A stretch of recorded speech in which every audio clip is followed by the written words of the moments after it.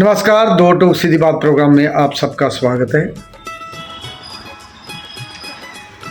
जनाब विनोद कुमार कन्वर जी की पैदाइश 5 अप्रैल 1976 न्यू दिल्ली में हुई।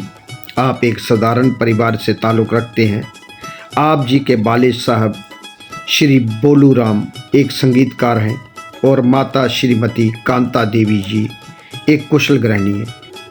आप जी की स्कूली पढ़ाई लिखाई भी दिल्ली में हुई और दिल्ली के माहौल में ही आप पले बड़े हुए।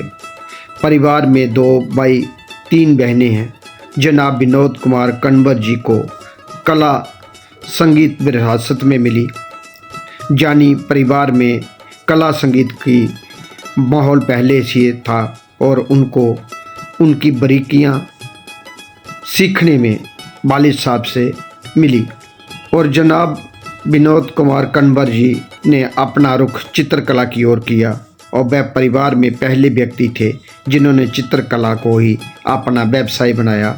आज वह अपने परिवार के साथ अपना आनंदमय जीवन व्यतीत कर रहे हैं और अपनी कला को आगे बढ़ाने का कार्य कर रहे हैं। जनाब विनोद कुमार कन्वर जी ने चाहे चित्रकला में वर्कशॉपें हों, जहाँ प्रदर्शनियाँ हों, जहाँ अलग अलग स्टेटों में कैंप व वर्कशॉप हों, उनमें बराबर भाग लेते रहते हैं। नमस्कार, आदाब, सत श्री अकाल। दो टूक सीधी बात प्रोग्राम लेकर एक बार मैं फिर आपकी खिदमत में हाजिर हूँ। जैसा कि आप जानते हैं, इस प्रोग्राम के बापित हम आपकी मुलाकात करवाते हैं एक ऐसी शख्सियत के साथ जिन्होंने ज़िंदगी के किसी न किसी सूबे में अपना एक ख़ास मुकाम हासिल किया, अपनी एक अलग पहचान बनाई है।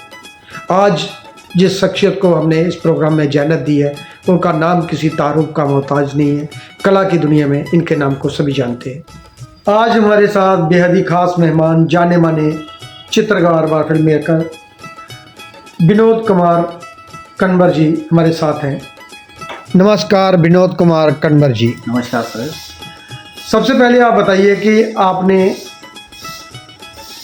जहाँ जन्म लिया उस स्थान का क्या नाम था और बचपन में आपका रुझान कला की ओर कैसे बढ़ा? जी, मेरा जन्म दिल्ली में ही हुआ है, दिल्ली के पहाड़गंज में। और मुझे चित्रकला का शौक़ लगा। हमारे घर के पास एक स्टूडियो था, वहाँ पे फिल्मों के पोस्टर बनते थे, तो मैं स्कूल टाइम में वहाँ जाके खड़ा होता था और उनको देखता था। और तब से ही मेरा रुझान चित्रकला की ओर आकर्षित। और हाँ जी। और आपको कैसे ज्ञात हुआ कि मुझे कलाकार ही बनना है और कला जगत में ही अपना कार्य करना है? ये तो जी एक शौक़ भी था और कुछ गॉड गिफ्ट भी होता है, जो कि कला की तरफ ही रुझान हमारा होता है। और यानी कि मेरे एक भाई भी थे, वो भी पेंटिंग करते थे, तो उसी से मुझे शौक़ लगा ये। और आपने शुरुआत कब और कहाँ से की?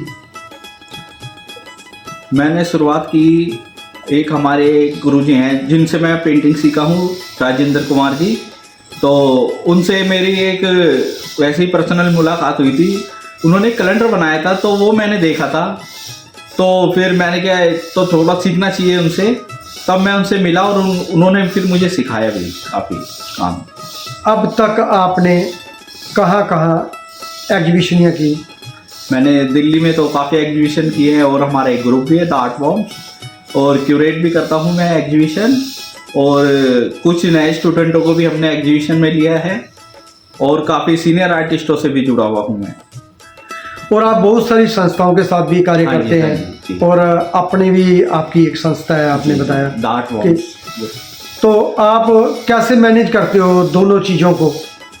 दोनों चीज़ों को ये है, जैसे हम आपस में सभी फ्रेंड सर्कल में होते हैं, तो काफ़ी दोस्त कहते हैं कि शो करते हैं। मैंने कहा चलो ठीक है, जो भी आता है इसमें सब शेयर करके एक शो कर देते हैं। और एक संस्था यूँ बन गई क्योंकि कुछ ग्रुप का नाम भी रखना था, तो द आर्ट बॉम्ब्स हमने ग्रुप रखा था। मेरी एक फ्रेंड है कन्नुप्रिया, वो लंदन में रहती हैं, तो उसने ये ग्रुप का नाम रखा था। और एक अशीता है, उन्होंने। अब तक आपको कौन कौन से अवार्ड व स्कॉलरशिप मिले, जहाँ कहाँ कहाँ आपने अभी तक कलेक्शन जो है आपकी किन किन संस्थाओं ने के पास है, प्राइवेट व सरकारी में?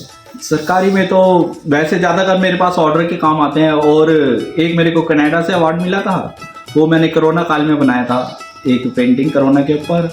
और भी हैं अवार्ड है, अवार्ड मेरे को ज़्यादा नहीं मिले, मगर मैंने रियल में काफ़ी काम किया है। जो काम होता है वही अवार्ड जी, होता है, और लगातार आदमी काम करता रहे, उससे बड़ा अवार्ड और कुछ नहीं। जी जी, सबसे बड़ी मेहनत है, वही हमारा एक, हम अपने काम से संतुष्ट हैं, यही हमारे लिए सबसे बड़ा अवार्ड है। आप चित्रकला के साथ साथ और क्या क्या करते हैं? मैं चित्रकला ही करता हूँ, और मेरा संगीत में थोड़ी रुचि है, क्योंकि मेरे पिताजी थे, वो भी बांसुरी बजाते थे, नाल बजाते थे, शहनाई भी उनको बजाते थे, तो कला जगत से भी थोड़ा म्यूजिक और सिंगिंग वगैरह से भी मेरा। तो आपने कभी प्रयत्न नहीं किया वो सीखने का, या बजाने का, करने का? मुझे आती है, नाल भी बजानी आती है, और थोड़े गाने भी गा लेता हूँ थोड़ा।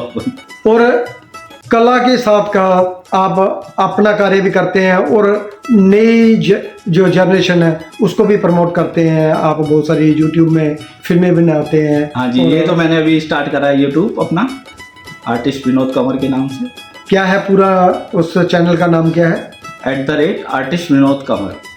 दोस्तों, अगर आप इच्छुक हो तो चैनल जो है उसको फॉलो करें, लाइक करें, शेयर करें और सब्सक्राइब करें।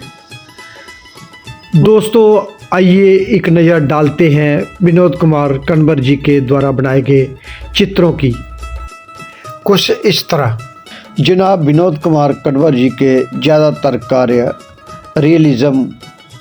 रियलिस्ट और सेमी रियलिस्टिक पर आधारित हैं, और कुछ चित्र आध्यात्मिक हैं। जनाब विनोद कुमार कन्वर जी हर मीडियम में कार्य करते हैं, जैसे acrylic, water colour, charcoal, oil और मिक्स मीडिया, ड्राइंग आदि मीडियम हैं। उन्होंने सभी में महारत हासिल कर रखी है, वो सब जिंदगी मुसव्विर में नज़र आते हैं। जनाब विनोद कुमार कन्वर जी के हाथ में ब्रश का वो जादू है जो अपने आप उन्हीं की जुबान समझता है।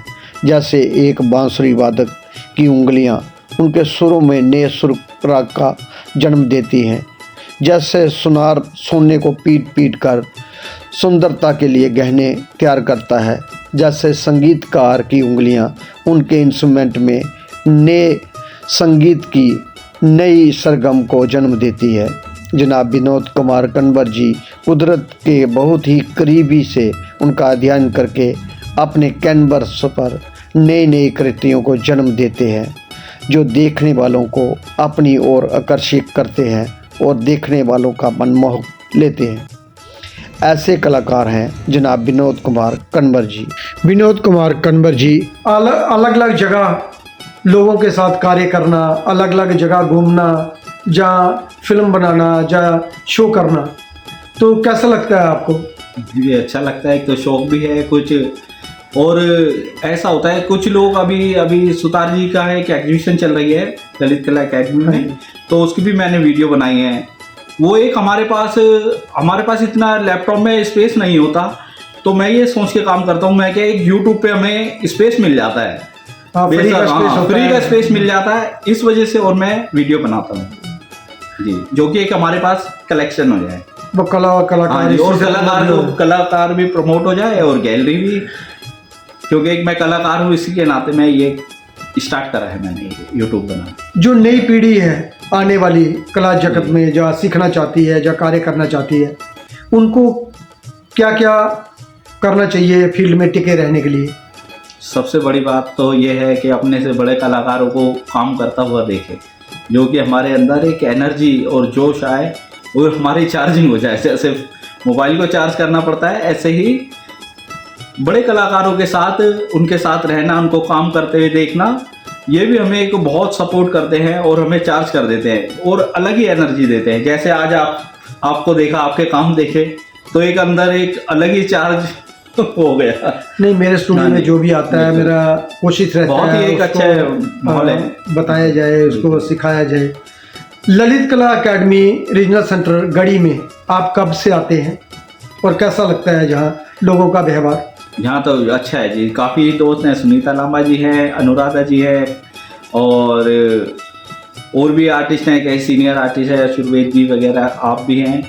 तो थोड़ा चक्कर लगता रहता है। एक हमने कैंप भी करा था, जो मटके वाला एक कैंप हुआ था ना, हाँ, उसमें भी थे। हाँ, गढ़ी में कैंप करा था, मैं प्रिंस भाई दोनों। दृश्य कला के अतिरिक्त और कौन कौन सी ऐसी कला है जहाँ संगीत हो गया, म्यूजिक हो गया, डांस हो गया, जहाँ और अन्य कला जो आपको पसंद है या करना चाहते हैं? मेरी वैसे तो मुझे सिंगिंग का बहुत शौक है और मैं कई जगह थोड़ा अपना गाता भी हूँ, स्टार्ट भी कर दिया है। मगर यह है कि जो अपना इंडियन कल्चर है वो कला हमारे शास्त्रीय संगीत में और जो हमारे भारतवर्ष की जो कला है उसमें सबको कुछ ना कुछ करना चाहिए और आना भी चाहिए, पेंटिंग के अलावा भी। कोई ऐसा सवाल जो हमने नहीं पूछा हो या तुम्हारे मन में हो, ऐसा कोई सवाल आप पूछ सकते हैं या बता सकते हैं दर्शकों को? नहीं सर, सब आपने वैसे पूछ लिए, धन्यवाद आप। जो नए कलाकार हैं, जी। जो नई जनरेशन है, जहाँ जो बाहर दूर दराज इलाकों में बैठे कलाकार देख रहे हैं या सुन रहे हैं हम लोग, जी, उनको क्या कला के माध्यम से आप मैसेज देना चाहते हैं? उनको क्या करना चाहिए? मैं ये मैसेज देना चाहता हूँ, एक तो अपने गुरुओं का सम्मान करें और अपने इंडियन, अपना जो भारतीय संस्कृति है उसको फॉलो करें और उसके हिसाब से ही अपना काम करें और मेहनत ईमानदारी से करें। धन्यवाद विनोद कुमार कन्वर जी, हमारे स्टूडियो में आए, आपके बारे में जाना, आपकी कला के बारे में जाना और आपके चित्रकला के बारे में जाना। धन्यवाद। बहुत बहुत धन्यवाद आपका भी सर, थैंक यू। धन्यवाद दोस्तों, अगली बार फिर मिलेंगे हम किसी नई कड़ी में नए कलाकारों के साथ। तब तक देवीदास खत्री को दे याद। जय हिंद, जय भारत।